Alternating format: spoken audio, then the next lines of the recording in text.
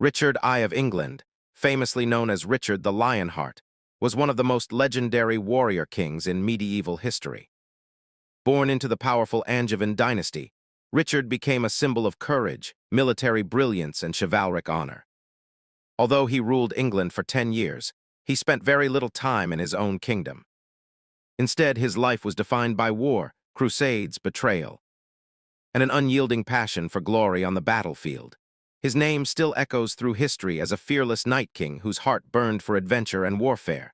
Early life and royal blood. Richard was born on 8 September 1157 at Beaumont Palace in Oxford, England. He was the third son of King Henry II of England and Eleanor of Aquitaine, one of the most powerful and intelligent women of the Middle Ages. Richard inherited exceptional qualities from both parents. From his father, he gained political ambition and authority. From his mother, he inherited a love for culture, poetry, and romance. Eleanor ensured that Richard received a refined education, training him not only in warfare but also in music, poetry, and languages. Richard grew up speaking French and Occitan, and he later composed poems and songs, a rare talent for a medieval king. Despite being born in England, Richard felt little emotional attachment to it. His heart belonged to Aquitaine, his mother's vast and rebellious duchy in southern France. Duke of Aquitaine and early rebellion. At just 11 years old, Richard was made Duke of Aquitaine. The region was famous for its proud and rebellious nobles, and young Richard learned quickly that ruling required strength and fearlessness. By his teenage years, Richard proved himself a ruthless military leader. He crushed revolts, besieged castles, and punished rebels mercilessly. These early campaigns shaped his identity as a warrior king. However, Richard's relationship with his father, Henry II, was deeply troubled. Henry favored Richard's younger brother John, later known as John Lackland, feeling betrayed and denied his rightful inheritance. Richard joined his brothers Henry, the young king, and Geoffrey in rebellion against their father, though these rebellions ultimately failed. They revealed Richard's boldness and unwillingness to submit, even to his own father. Rise to the throne in 1189, after years of conflict, King Henry II died, broken by betrayal. Richard ascended the throne as King Richard I of England at the age of 31. From the very beginning, Richard showed little interest in governing England. To him, kingship was not about administration. It was about honor, conquest, and legacy. One of his first acts as king was to raise enormous funds for a holy war. Richard famously declared, "I would sell London itself if I could find a buyer." His goal was clear: the Third Crusade. The Third Crusade begins in 1187. Jerusalem had fallen to the great Muslim leader Saladin, shocking Christian Europe. Richard vowed to reclaim the holy city and restore Christian control. To fund the crusade, Richard imposed heavy taxes, sold royal lands, and appointed administrators to rule England in his absence.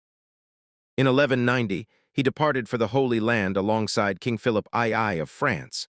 The journey itself was filled with drama. Richard conquered Cyprus, deposing its ruler and using the island as a strategic base.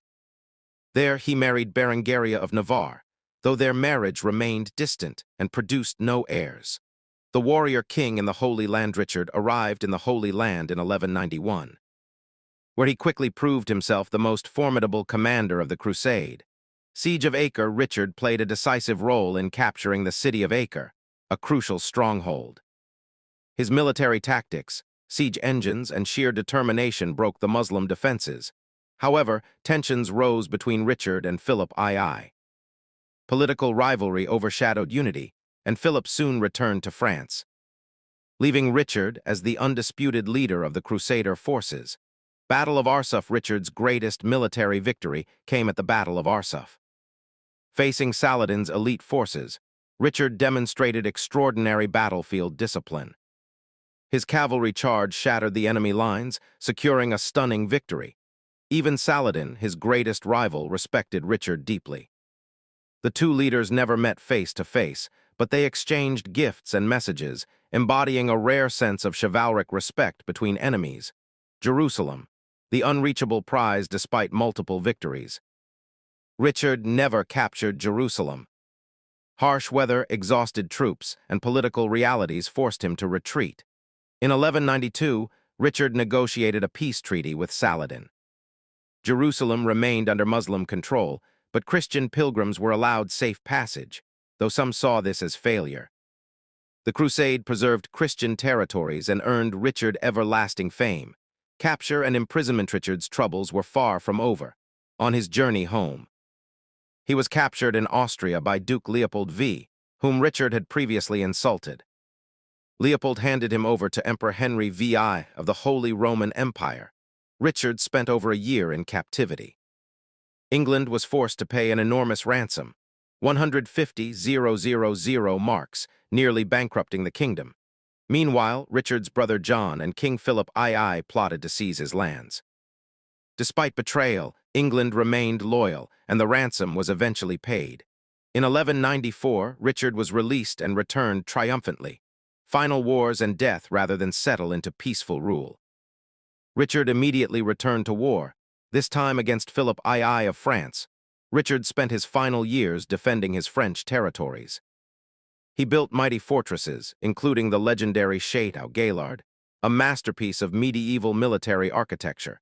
In 1199, while besieging a small castle at Chalice, Richard was struck by a crossbow bolt in the shoulder. The wound became infected. Knowing death was near, Richard showed mercy to the man who shot him, ordering his release. On 6 April 1199, Richard the Lionheart died at the age of 41. Legacy of the Lionheart. Richard's body was buried in Fontevraud Abbey, alongside his father. His heart, symbolizing his courage, was buried separately in Rouen. Richard left behind no legitimate heirs. His brother John became king, ushering in a far weaker reign. Historians still debate Richard's legacy. He was not a great administrator nor a devoted English ruler. But as a warrior king, his reputation is unmatched. Richard the Lionheart became a legend immortalized in songs, stories, and myths. To some, he was reckless, to others, heroic. But to history, he remains the embodiment of medieval chivalry and martial glory. Conclusion: Richard the Lionheart lived for battle, honor, and fame. His life was a storm of swords, crusades, and crowns. Though he ruled England, his true kingdom was the battlefield.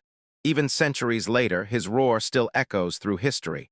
The Lionheart, undefeated in legend, immortal in memory.